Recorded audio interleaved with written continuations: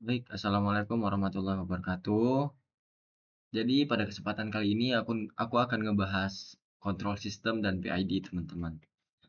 Sebelumnya perkenalkan nama aku Muhammad Tulil Amri dengan ujung NIM 125 dari kelas Kelapa Sawit 3D.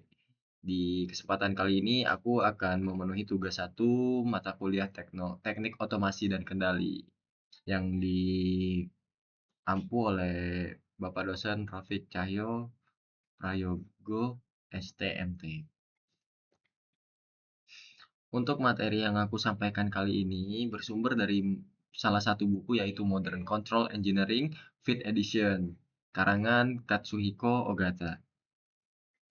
Oke, sebelum kita masuk ke materi yang lebih mendalam lagi, di sini aku bakal ngejelasin dasar-dasarnya dulu teman-teman. Dimana di sini kalian harus tahu apa itu sistem kontrol, apa itu feedback, dan apa itu PID. Kita mulai dari apa itu sistem kontrol. Jadi sistem kontrol adalah suatu sistem yang dimudahkan untuk mengatur, mengendalikan, dan menjaga suatu proses atau peralatan agar bekerja sesuai dengan kondisi yang diinginkan. Misalkan, menjaga suhu, tekanan, kecepatan motor, atau level air tetap stabil pada nilai tertentu. Yang kedua itu feedback, teman-teman. Apa sih itu feedback? Feedback adalah mekanisme dalam sistem kontrol di mana keluaran atau output sistem diukur dan dibandingkan dengan nilai acuan atau set point.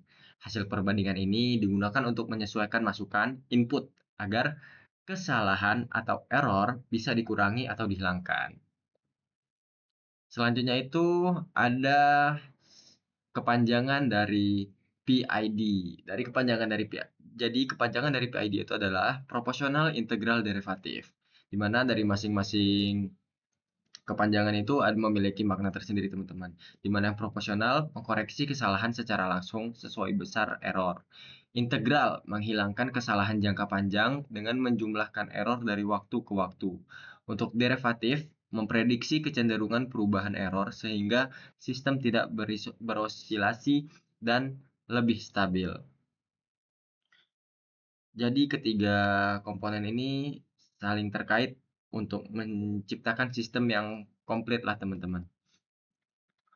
Untuk materi pada hari ini itu kami lebih tertuju pada kontrol tekanan. Pada sistem kontrol dan PID ini ada beberapa penjurusan lagi teman-teman seperti suhu dan lain-lain. Di sini kami akan lebih terfokus kepada kontrol tekanan teman-teman. Kenapa sih kontrol itu penting? Dalam tekanan itu sangat penting karena tekanan secara langsung mempengaruhi kestabilan sistem, keselamatan, dan kualitas proses.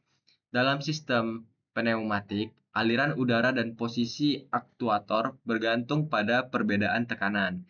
Jika tekanan tidak stabil, aktuator tidak dapat bergerak akurat, menyebabkan gangguan pada proses industri. Selain itu, tekanan menentukan daya keluaran.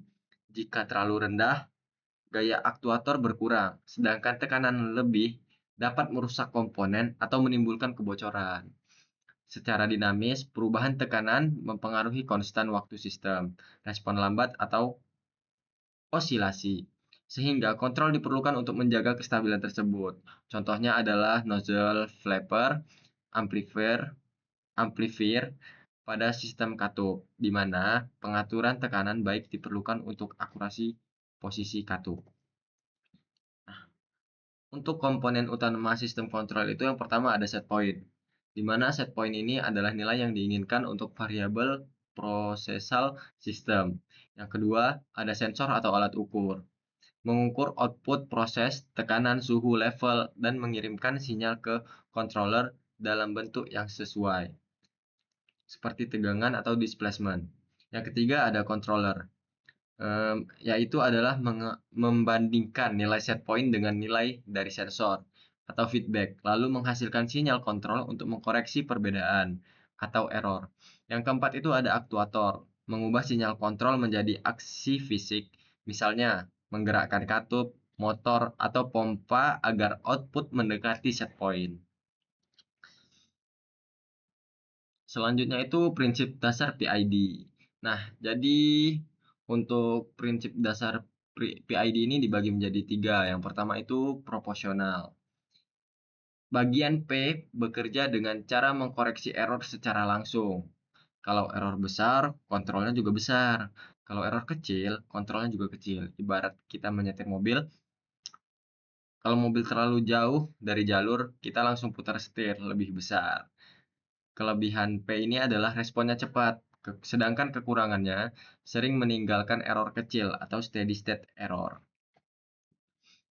Untuk yang kedua itu ada integral. Bagian integral ini berfungsi untuk menghilangkan error jangka panjang.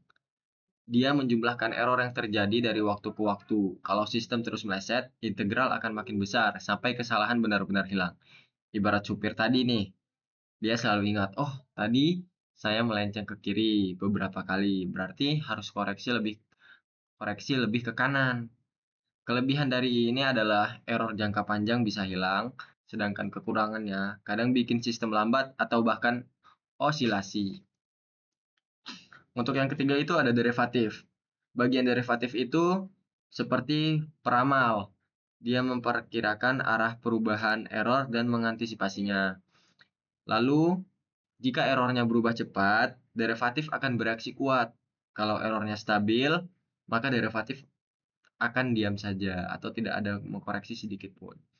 Nah, kelebihan dari derivatif ini adalah membuat sistem lebih halus, mencegah overshoot, sedangkan kekurangannya sensitif terhadap noise. Nah, gabungan dari PID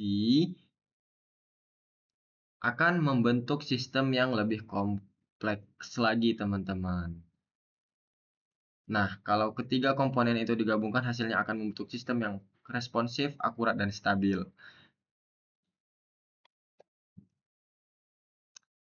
Untuk contoh sederhananya, PID control di pesawat. Contohnya itu adalah input dan error detection, output ke aktuator, atau loop berulang, atau feedback loop. Yang kedua, PID pada mobil autopilot atau Tesla. Kontrol longitudinal atau rem. Terus yang kedua ada kontrol lateral atau kontrol kemudi. Yang ketiga itu ada lob umpan balik. Baik, kelebihan dan kekurangan secara sederhana. Untuk yang pertama itu ada kelebihan. Paling banyak digunakan di industri, lebih dari 50% controller industri adalah PID. Umumnya dipakai untuk berbagai sistem kontrol, terutama jika model matematis plan tidak diketahui. Yang ketiga, sederhana dan praktis. Mudah diimplementasikan dengan elektronik, pneumatik, maupun digital. Yang keempat, efektif untuk proses nyata. Mampu memberikan kontrol yang memuaskan pada sistem proses walau tidak selalu optimal. Yang kelima itu fleksibel. Dapat dituning di lapangan dengan aturan praktis seperti Ziegler-Nichols tuning rules. Baik, untuk kekurangannya yaitu adalah yang pertama, tidak selalu optimal. Hasil kontrol seringkali hanya memuaskan bukan terbaik. Jadi tidak bisa lebih lah teman-teman, masih ada kurangnya juga untuk sistem PID ini. Yang kedua itu ada overshoot besar. Metode tuning standar, misalnya Ziegler-Nichols ini dapat menghasilkan maksimum overshoot yang tinggi sehingga perlu fine tuning lebih lanjut lagi. Yang ketiga ada sensitif terhadap gangguan tertentu. Misalnya set point kick akibat aksi derivatif pada input referensi. Yang keempat itu kurang sesuai untuk sistem kompleks. Jika model matematis plan tersedia, metode analitik atau kompensator modern sering lebih unggul. Jadi kesimpulan pada sistem kontrol ini adalah suatu cara untuk mengatur atau mengendalikan proses agar hasilnya sesuai dengan yang diinginkan. Meskipun ada gangguan, ini dilakukan dengan feedback ya. Meskipun ada gangguan, ini dilakukan dengan feedback, yaitu membandingkan hasil nyata dengan nilai target atau set point, lalu mengkoreksi jika ada selisih. Salah satu metode yang banyak digunakan dalam PID yaitu adalah controller yang bekerja dengan 3 aksi. P. Untuk mengurangi selisih atau error. I. Untuk menghilangkan sisa error. Dan D. Derivatif untuk mempercepat respon supaya tidak terlalu lambat. Tujuan utamanya adalah menjaga proses tetap stabil, aman, hemat biaya, dan menghasilkan produk yang berkualitas. Komponen penting dalam sistem ini adalah set point, sensor, controller, dan aktuator yang menggerakkan alat. PID punya banyak kelebihan seperti sederhana dan efektif untuk banyak proses industri, tetapi juga punya kekurangan, misalnya butuh pengaturan atau tuning, di mana itu yang harus dilakukan dengan tepat dan sensitif terhadap gangguan atau noise. Nah, mungkin cukup sekian materi yang dapat saya sampaikan. Mohon maaf apabila ada kata-kata yang salah dan masih banyak kurangnya dalam materi kali ini. Terima kasih. Assalamualaikum warahmatullahi wabarakatuh.